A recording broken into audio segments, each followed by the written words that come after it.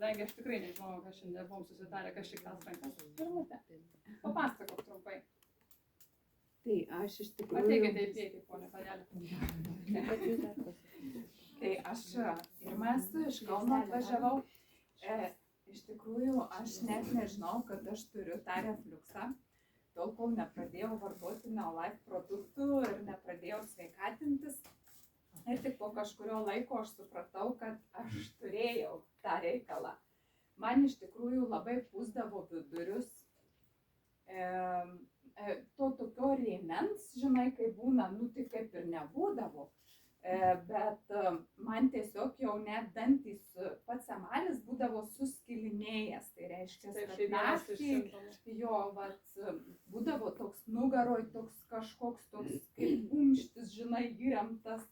Tokių simptomų, kur tikrai aš net nebūčiau pagalvojus, kad čia yra refliukso. Mano dukra irgi buvo nedidelė, jinai buvo sakralinės muzikos mokyklą lankė ir jai ištisai būdavo užkimimas. Ir mes niekaip neradom problemos, kol lor gydytoja pasižiūrėjo, sako, refliuksas yra. Tai va, tai alijošiaus gėrimą atsimenu, gėrim, kalcį, magnį kramtėm po valgio ir gėrė gerasias bakterijas nakčiai. Ir aišku, mitybą tvarkėmės, nes su vaikais, žinot, problemos yra ir viskas susitvarkė. Tai labai ačiū, Mute. Ačiū, kad išdrįstai pasirašė mano kvietimą. Tai iš tikrųjų tas kalcis magnis, tai žinokit, kam yra. Bet būna tas toks sukyla rūgštis ir pradeda gręžti, tiesiog sukramtom kaip kokį, kaip negaliu sakyti pavadinimų, bet pasakysiu, kaip kokį renį.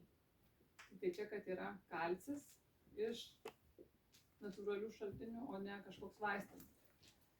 Gerai. Kas čia dar kėlėte rankelės, prisipažinkit? Ritelė, tu jau sakei. Kas dar ten kėlėt rankas? Taip, Liutė, tu pasipasako, kas čia dabar. Kokią patirtį turi? Ar turėjai gerlą, ar refliuksą, dar kažką? Sveiki visi, esu Jolita. Refliuksą turėjau, kosėdavau. Atsigulus vakare ėmiau kosėti. Ima dirgyt, putet, nu tai kokią pastelę sučiulpiam, tai ten kokio naupazaus išgeriam, tamsyk nusigesina ir viskas. Ir būdavo tas naktį pabundi, tai atsisėdi ir 2 pagalvę sako, reikia susidėti, 3 susidėti. O dabar tai pasibaigiau, jeigu trupučiuką kirbina, tai kalcių pakramtam. Bet kol gydžiau, tai alijošius prie ryte būdavo nevalgius. Taip jau sąžiningai pagėriau. Tai pasidengi glėbinį, bakterijos ir pagrindė kalcio, tu pakramsau. O karotinoidų? Karotinoidų? Taip, sugėriau, aš Provitality, sugėriau visą tą patį. Nes aš vat laukiu, kada jūs pasakysit Pirmas buvo karotinoidų. numeris nuo šiandien. Tai čia yra karotinoidų, yra kapsulė viena, tai čia yra toks apgavikas produktas, kur yra maišiukas, o maišelį yra 4 kapsulės. Ir 2 kapsulės yra grūdai. Viena kapsulė yra karotinoidai, tai reiškia raudoni tie pigmentai oranžiniai, o kita kapsulė yra omega 3 riebiosios. Aš baigiu savo dėžutę. Gerai, jeigu galima, tai tada pradarysim ir parodysim. Dar galiu patirtį papasakot, kol Taip, gerai. dukros draugui nustatė pylorį, nes pradėjau skaudėt skrandį.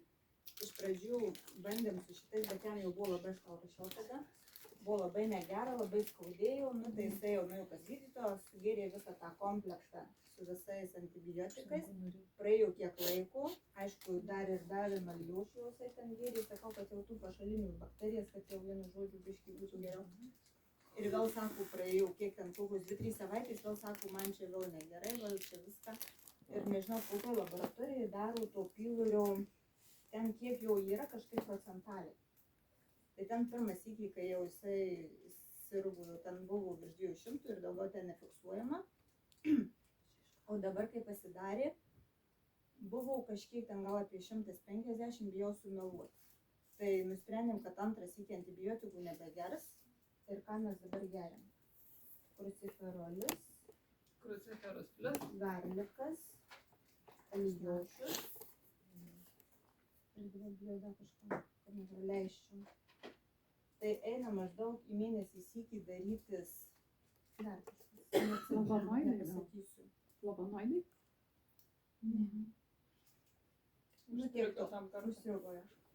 Tai darosi tą, kur galima nustatyti tą procentą, Tai dabar jau yra sumažėję iki 102 turbūt, jeigu nemeluoju, krinta. Bet reikia turėti kantrybės. Sveika gleivinė, normali rūgštis ir ta rūgštis, tą Taip, tai helikobakterį. dabar, Sutvarko. bakterijos dar. Jo, tai va toks dar įbeta. Na, aišku, ten tų kitų nevardinu, bet konkrečiai tam reikalui, va tą ir stebint, tiesiog pagal tą tyrimą, ar taisosi situacija ar ne. Tai čia tiesiog jau, kaip sakau, galima paimti popierius ir parodyti, kad tai tikrai veikia.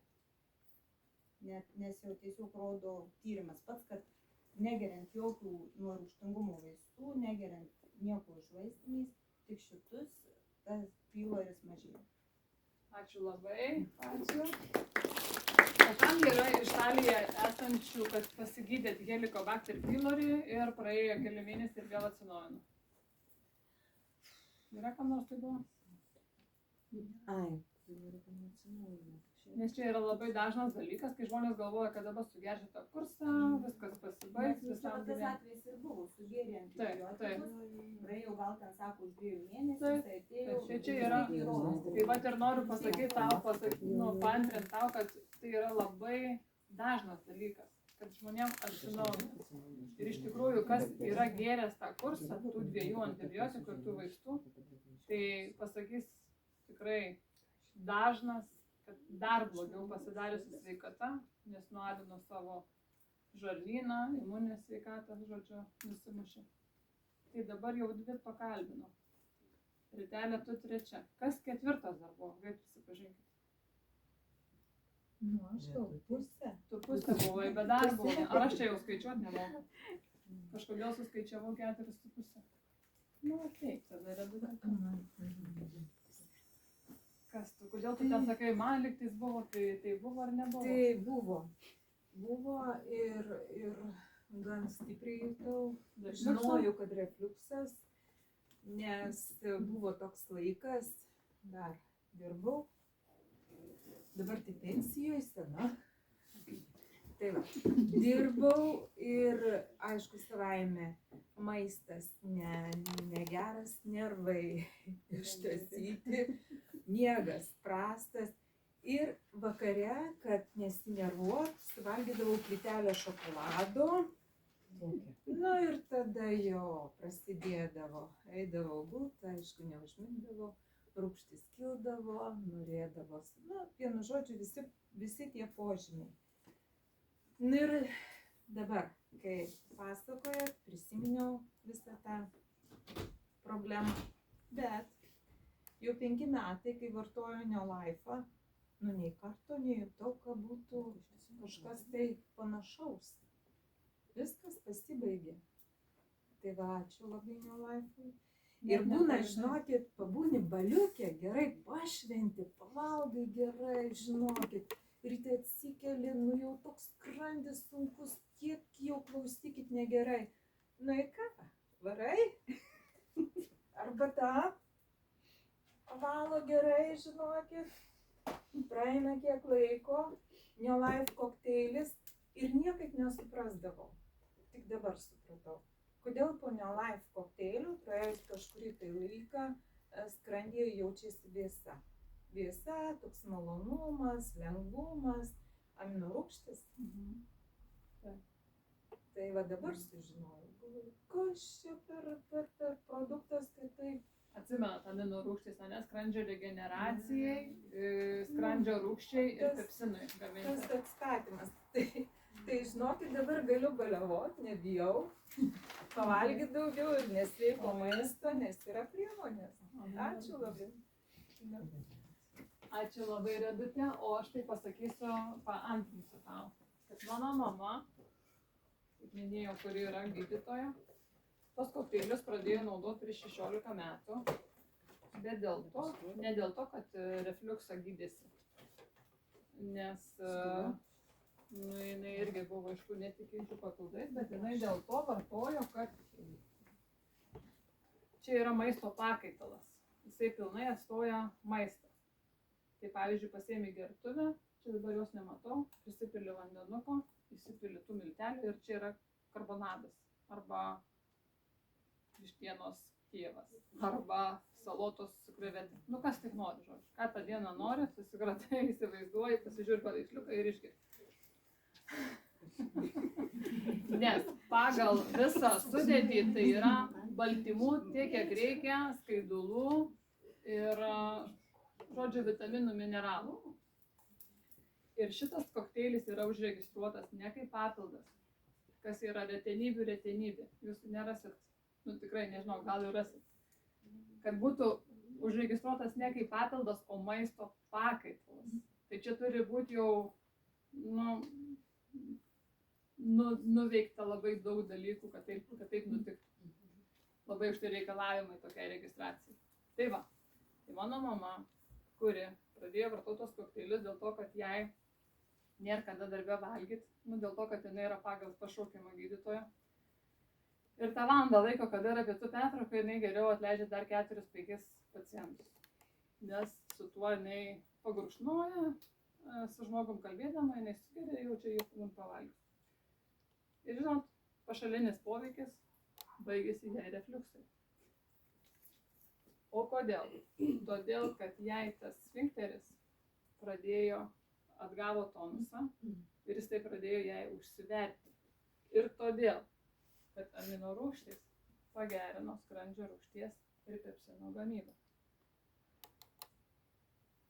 Aminorūgštys. Ir jinai, kadangi valgydama kotletą negalėjo iš jo gauti aminorūgščių, nes buvo sutrikęs rūgštingumas ir sutrikęs fermentų kiekis, jai tas natūraliai nesisitvarkė. Ta pradėjus vartoti, kaip pašalinis poveikis, susitvarkė skrandžio problemų. Tai va, koks kartais netyčia įvyksta tokie dalykai.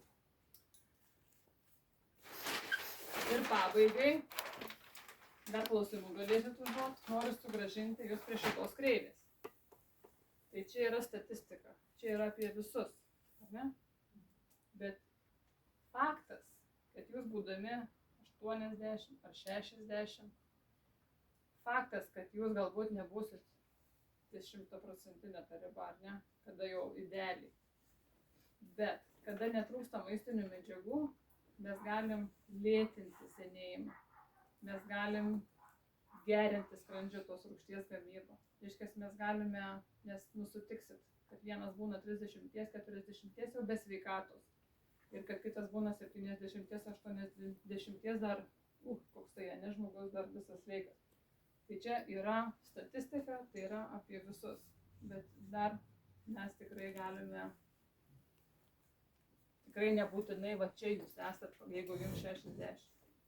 Ir jeigu man 20 metų būnant gyventi jau nesinorėjo, tai aš jau daug metų, dabar man 44, aš tiesiog gyvenu.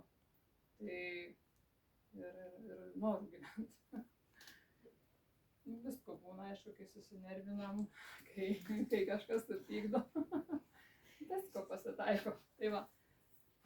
Tai būtų gerai, kad klausimai jūsų būtų į šios dienos temą. Tai jeigu tokių turit, galit klausti. O jeigu neturėsit klausimų, žinokite, eisim valgyti rago.